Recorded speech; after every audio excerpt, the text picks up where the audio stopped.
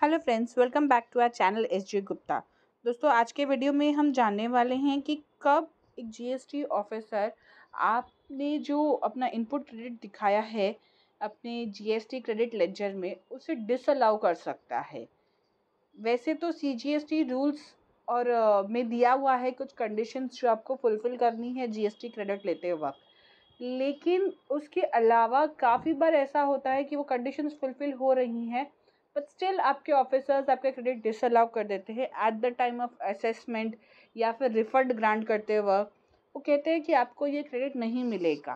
तो आज इस जो ये सर्कुलर आया है, इसके अंदर गवर्नमेंट ने गाइडलाइंस दी गई हैं ऑफिसर को कि कब आप डिसअलाउ कर सकते हैं क्रेडिट जीएसटी लेजर में, कौन सी कंडीशंस होंगी तो आप डिसअलाउ कर सकते हैं, वरना आप डिसअलाउ नहीं कर सकते। प्लस वो प्रोसेस कैसा होगा डिसअलाउंस का, कौन डिसअलाउंस कर सकता है, यानी कि कौन सा ऑफिसर कौन से लेवल तक का, क्या अमाउंट तक का डिसअलाउंस हो सकता है, और ये डिसअलाउंस कब तक वैलिड रहेगा। सो दोस्तों, हमारी वीडियो में एंड तक बने रहिएगा ताकि हम आपको बता सकें कि आपको ये डिसअलाउंस कब और कैसे होगा, आपको क्या चीज़ें ध्यान में रखनी है। प्लस अगर डिसअलाउंस हो रहा है तो किस अथॉरिटी के पास ये पावर है उसे डिसअलाउ करने का और वापस से रीअवेल करने का भी।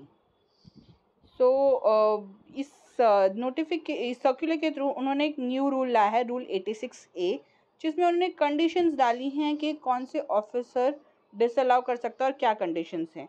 तो ये bare provisions of the rules है, रूल 86A जो इटैलिक में है। इन्होंने इसे सिंप्लीफाई करके नीचे दिया हुआ है, तो हम ये वाला पॉइंट पढ़ते हैं, para number 3.1.2। Pursuant to rules makes it clear that the commissioner or an officer authorized by him not below the rank of assistant commissioner, यानी कि क्या, एक कमिश्नर और एक असिस्टेंट कमिश्नर ही, उसके नीचे जो ऑफिसर आते हैं वो नहीं कर सकते हैं आपका इनपुट क्रेडिट डिसअलाउ। तो जैसे आपका रिफंड ऑफिसर है, तो रिफंड ऑफिसर में भी कमिश्नर डिसअलाउ कर सकता है या फिर असिस्टेंट कमिश्नर डिसअलाउ कर सकता है, प्रोवाइडेड उसे ये पावर्स कमिश्नर ने दी हो। तो देखा जाए तो ये पावर्स सिर्फ कमिश्नर के पास है। असिस्टेंट कमिश्नर के पास भी ये पावर्स तभी आती हैं जब वो कमिश्नर के पास से डेलीगेटेड की हों।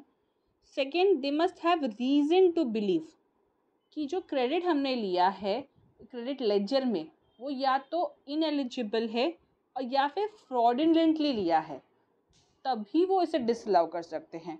उन्होंने 4 ग्राउंड्स दिए हैं, ये यहाँ पर पाँच ग्राउंड दिए हैं।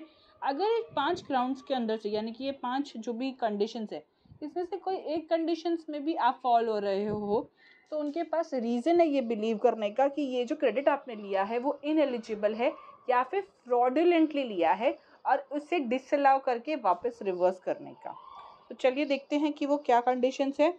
फर्स्ट कंडीशन है, the credit is availed by the registered person on the invoices or debit notes issued by a supplier who is found to be non-existent or is found to be not conducting any business from a place declared in the registration। तो यहाँ पर क्या बोलते हैं कि जिससे आप input ले रहे हो, यानी कि इनपुट सर्विसेज या इनपुट गुड्स, वो पर्सन या तो एग्जिस्ट ही नहीं करता है या फिर वो बिजनेस कैरी आउट ही नहीं कर रहा है रजिस्टर्ड ऑफिस एड्रेस से। यहाँ रजिस्टर्ड ऑफिस एड्रेस क्या है, यानी कि जो जीएसटी में जो ऑफिस एड्रेस रजिस्टर्ड है वो रजिस्टर्ड ऑफिस एड्रेस मान। तो अगर मान लीजिए कि वो पर्सन जिससे आपने इनपुट्स लिए हैं, इनपुट गुड्स, इनपुट सर्विसेज या कैपिटल गुड्स, वो पर्सन एग्जिस्ट ही नहीं करता है, तो इन दैट केस मान लिया जाएगा कि ये जो क्रेडिट आपने लिया है ये इनएलिजिबल है और आपने फ्रॉडुलेंटली ये क्रेडिट लिया है।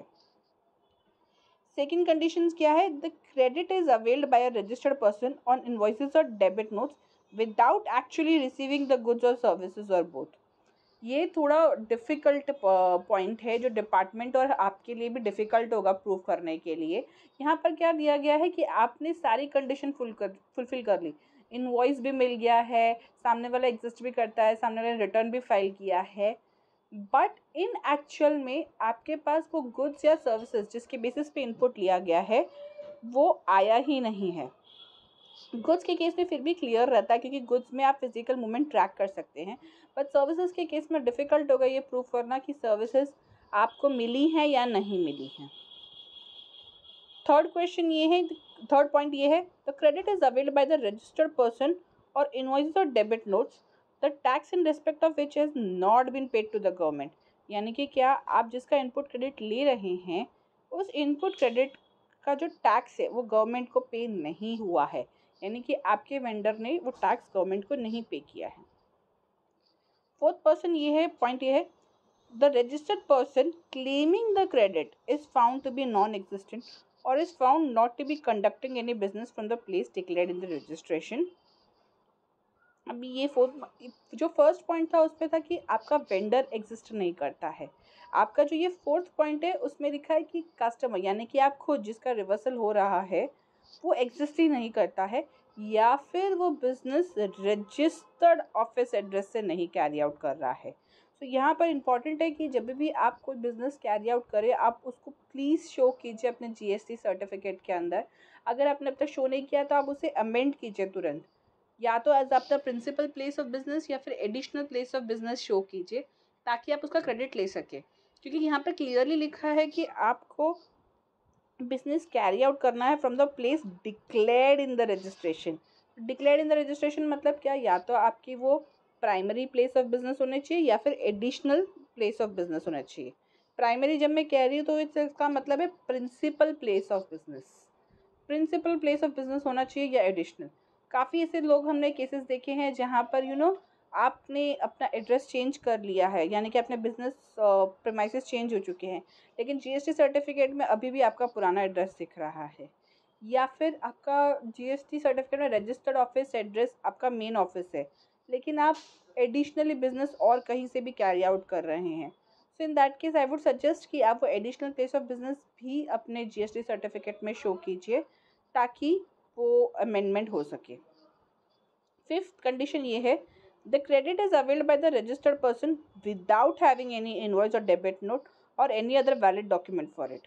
तो यहाँ पर जहाँ हमने ऊपर वाला पॉइंट देखा था बी वाला, वहाँ पर ये था कि आपके पास इनवॉइस है लेकिन टैक्स पे नहीं हुआ है, एंड जो ये फिफ्थ पॉइंट है वहाँ पर है कि आपके पास इनवॉइस या डेबिट नोट ही नहीं है जिसके बेसिस पे आपने क्रेडिट लिया है।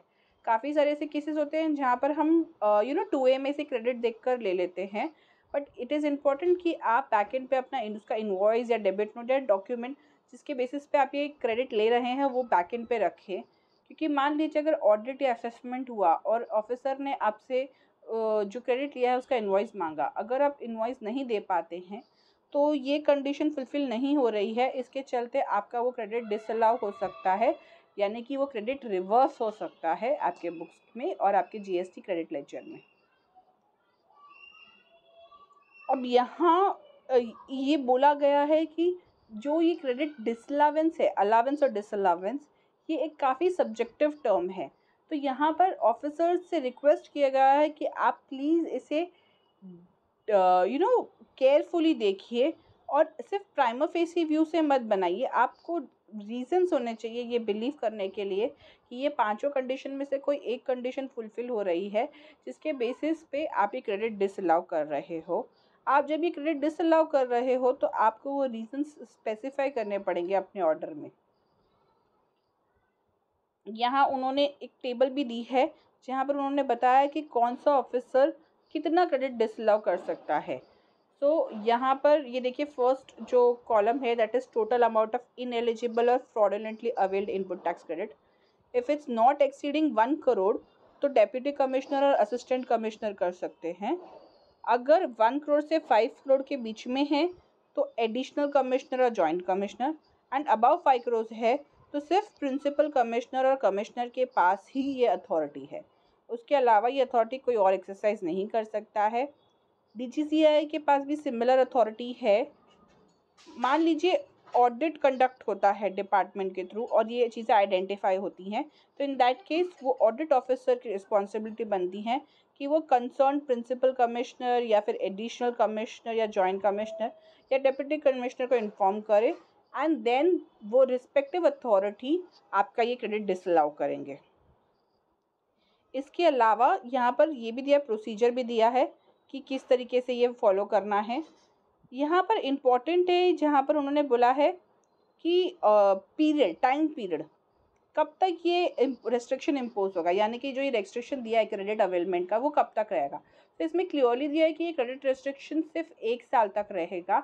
1 साल के बाद आप ये क्रेडिट वापस ले सकते हैं, subject to fulfilment of all conditions required under the law for availment of credit. यानी कि अगर आप 1 साल के बाद वो क्रेडिट वापस री अवेल कर रहे हैं तो आपने सारी कंडीशंस फुलफिल की हैं, प्लस आप ये जो ऊपर दी गई कंडीशंस हैं उसमें से किसी भी कंडीशन में फॉल नहीं हो रही, यानी कि ABCDE ये जो 5 कंडीशन दी गई हैं आप उसमें से किसी में फॉल नहीं हो रहे हैं।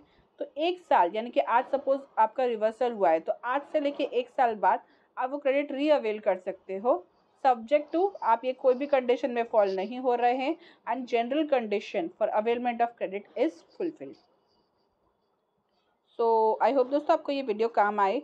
आप ये वीडियो के बेसिस पे डिसाइड, आपको ये ध्यान रखना है कि क्रेडिट आपको कैसे लेना है और क्या चीज़ों का ध्यान रखना है क्रेडिट लेते वक्त।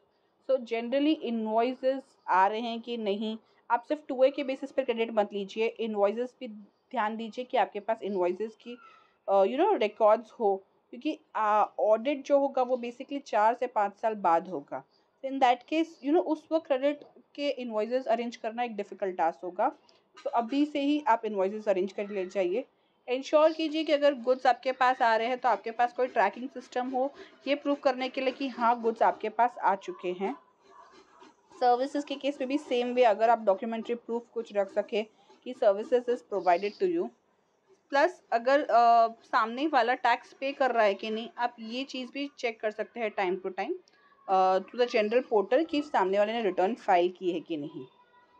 सो आई होप दोस्तों आपको ये वीडियो अच्छा लगा हो तो प्लीज़ इसे लाइक कीजिए, ज़्यादा से ज़्यादा लोगों के साथ शेयर कीजिए और हाँ हमारे चैनल को सब्सक्राइब करना नहीं भूलिएगा और ऐसे वीडियोस देखने के लिए। Thank you.